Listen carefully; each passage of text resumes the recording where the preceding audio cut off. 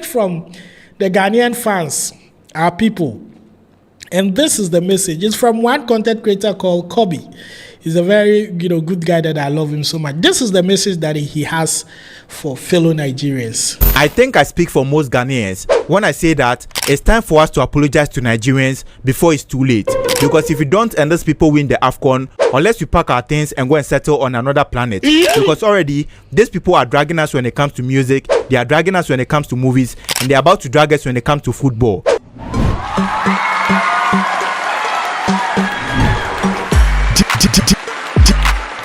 DJ Paco.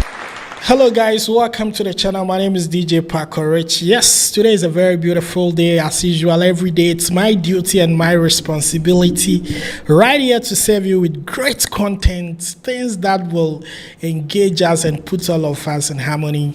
Strictly, I'm transmitting live from Accra, but I don't have any restrictions because I'm all over Nigeria, I'm all over America, I'm all over Europe, everywhere where you watch me. Say Charlie.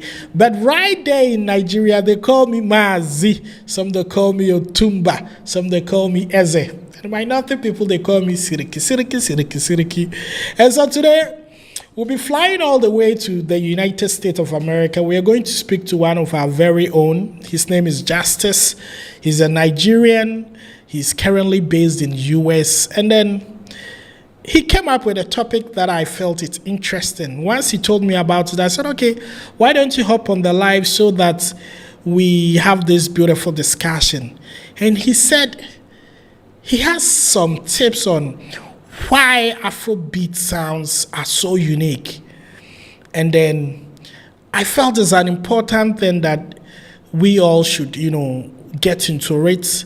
I mean, knowledge is not kept in the head of one man. I mean, a lot of people are entitled to have a lot of knowledge. And so it is good to share that knowledge. Maybe you might know something we don't know. You can add up in the comment section and all of that. But before we go, we are in a football season, and so we can't do an episode without crossing something about football season. There is a message from the Ghanaian fans, our people. And this is the message. It's from one content creator called Kobe. He's a very, good guy that I love him so much. This is the message that he has for fellow Nigerians. I think I speak for most Ghanaians when I say that it's time for us to apologize to Nigerians before it's too late. Because if we don't and those people win the AFCON, unless we pack our things and go and settle on another planet. Because already, these people are dragging us when it comes to music, they are dragging us when it comes to movies, and they're about to drag us when it comes to football. The only thing that we know that you are safe is food. As for that one, it's confirmed. So on that note, I, Kobe Okoye, would like to apologize to Nigerians to let everything go. If not for anything, you have Super Eagles and we have Coat of Arms. We both have egos in common. As you people will say, he who sells eggs does not start fight in the market. But you people must also remember that when the lion is humble, it doesn't mean that it's a fool. It's because he knows that once the enemy loses guard, it will be going home with a happy meal. And when that time comes, we will be ready for you. I'm telling you. Okay, so Ghana, message to Nigeria. You see this, your younger brothers, they are very stubborn. They have surrendered. But in their message of surrendering to Nigeria, they still have to put in some threatening message to their elder brothers. But it's all good. But let me introduce my guest for the day. His name is Justice. Justice, how are you doing, my brother? Hey, I'm doing very well. What about you? I'm doing very well as well.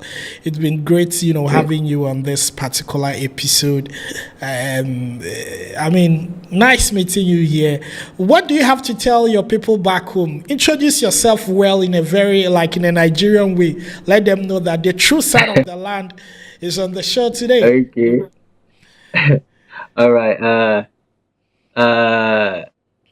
Niger, how are you all doing? I hope you guys are doing fine. And I'm happy to be here. Thank you for having me here. DJ Hold on, Chief Justice. Hold on. You are introducing yourself to Nigeria. You are speaking English. Okay, Chief Nigeria. Okay. What's it be this? Make them not say that Nigeria they on the line, man. Introduce yourself well. All right.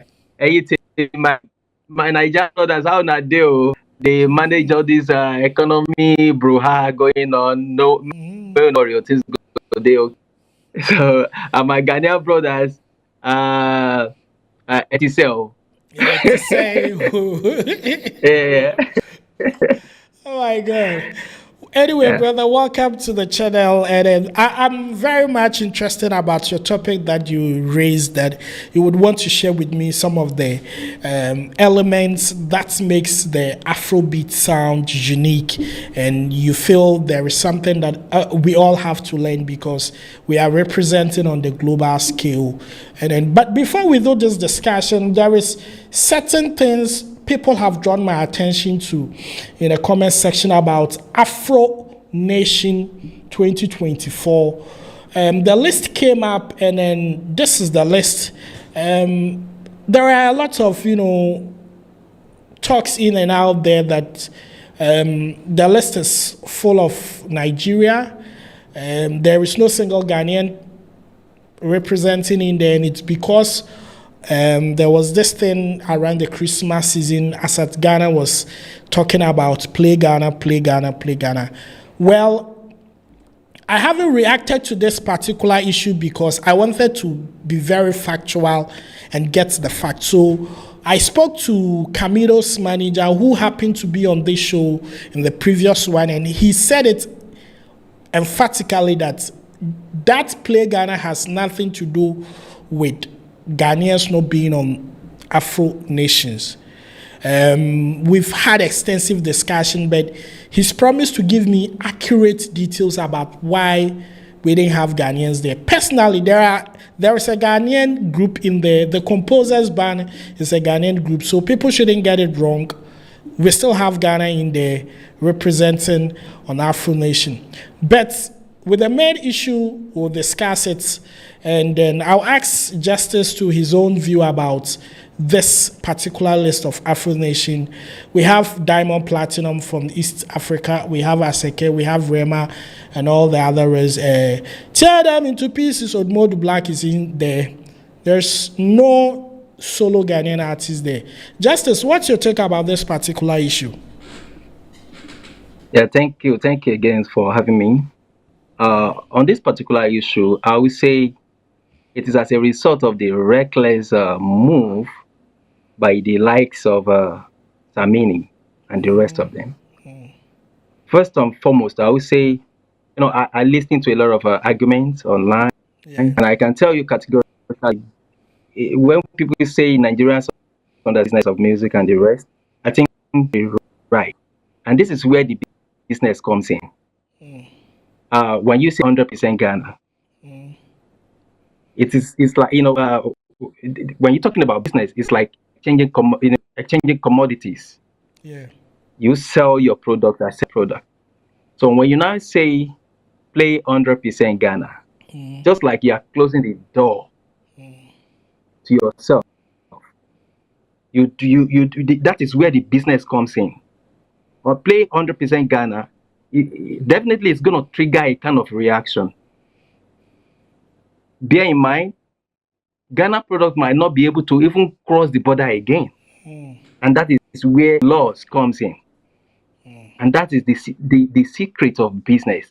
The business part of music, there's no way you want to stop music coming other part of the continent. I don't think that is really right. And I think that's a reckless move. And I think that is the result that we are seeing now, that Ghana is excluded from this list. So I think that is my view. Okay. Well, from a point of view, I think that has been the general perception and argument on social media, being that this is the reason why. Hello? Yeah, I'm here, my brother. Hello? Yeah. Okay. That has been the conversation on social media, that it's because there was some kind of campaign. And to correct what you said, the exact words of Black Sherif and the rest Samini were play more Ghana. it was some few side people who just did some artwork about play 100% Ghana. I mean, to me, it's not logic to live in a country and say you are playing 100% what you create when you also want to export yours. That is a wrong thing. It doesn't even make sense in any way. And so, absolutely. On the other hand, I feel the people or the organizers of Afro Nations obviously are Nigerians, and they are business-minded people. They are business people. I'm not sure here in the review if there is any Ghanaian sound or artist who is doing so well and would fit into the platform and will give them some revenue. They would exclude him. I'm not sure they would make such a move because they are professionals, they are business people. One thing that I have realized is that, to be honest with you, our Ghanaian music scene lack, excuse me to say, professionals on the international level who take the music business to another level or having that lobbying skills to put their own on that height. I don't know if you understand what I'm saying. We see a lot of Nigerian professionals in the entertainment space when it gets to that height, that international level. It's only one woman that is very known here in Denta, who, pull some strings for Ghana up there. But aside from that, it is Nigerians who have that pedigree when it comes to international appeal, when it comes to music marketing out there. Honestly speaking, Ghana, we don't have it. And so it was a gradual process for Ghanaians to follow their colleagues, fellow Nigerians like Adesope and Bankuli, and then the rest that they can connect with and get to know the trade well before they start even making this kind of unnecessary campaigns. I'm not sure that is the reason why Afro Nation did. We were expecting somebody like Ken Promise, Terminator to be there because the song is doing very well. But at the end of the day, I stand to be corrected.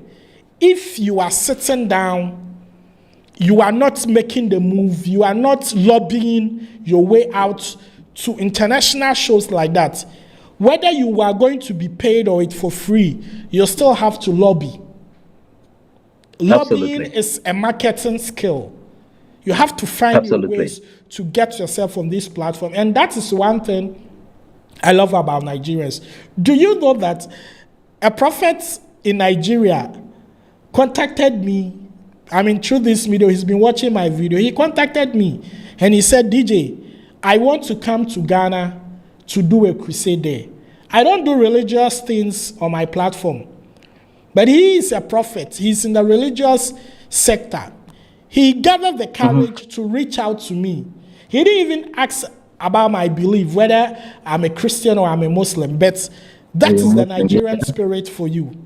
He has that lobbying skill. He came to me, DJ, can you connect me to any Ghanaian ministry? I want to enter Ghana, share the word of God and all those things there. And that is what, personally, I feel the Ghanaians space we lack.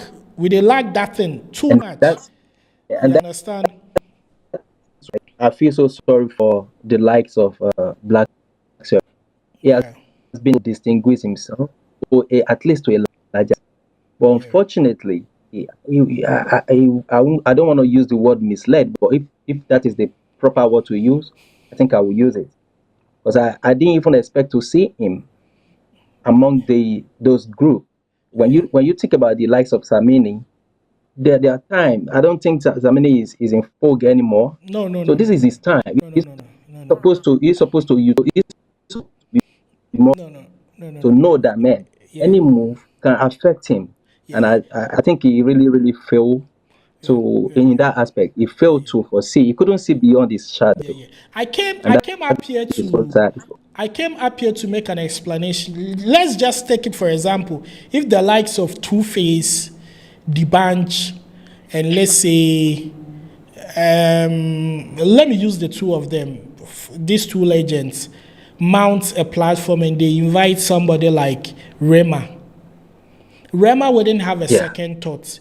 He will go out of respect that, oh, legends like Two-Face, Don Jazzy, and then D'banj have invited me for an event.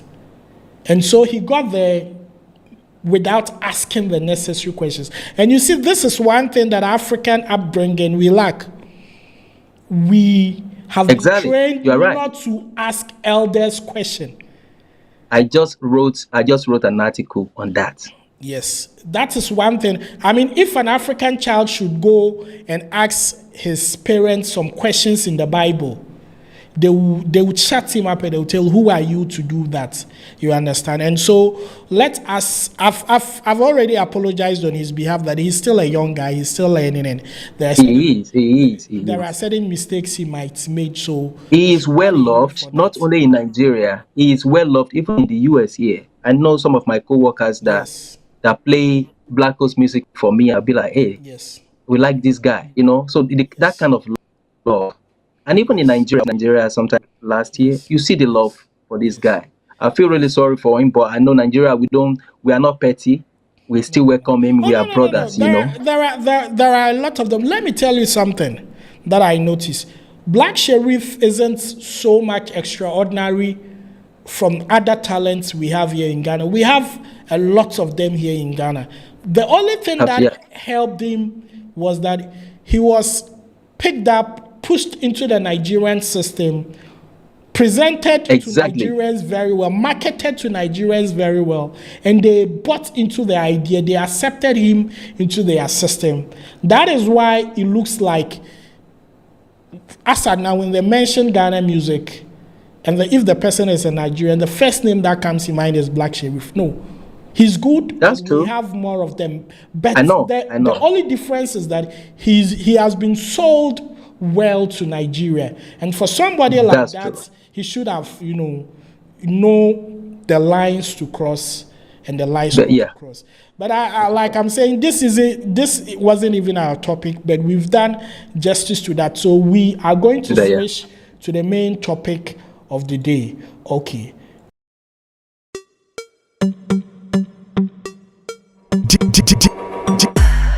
DJ Paco Rich.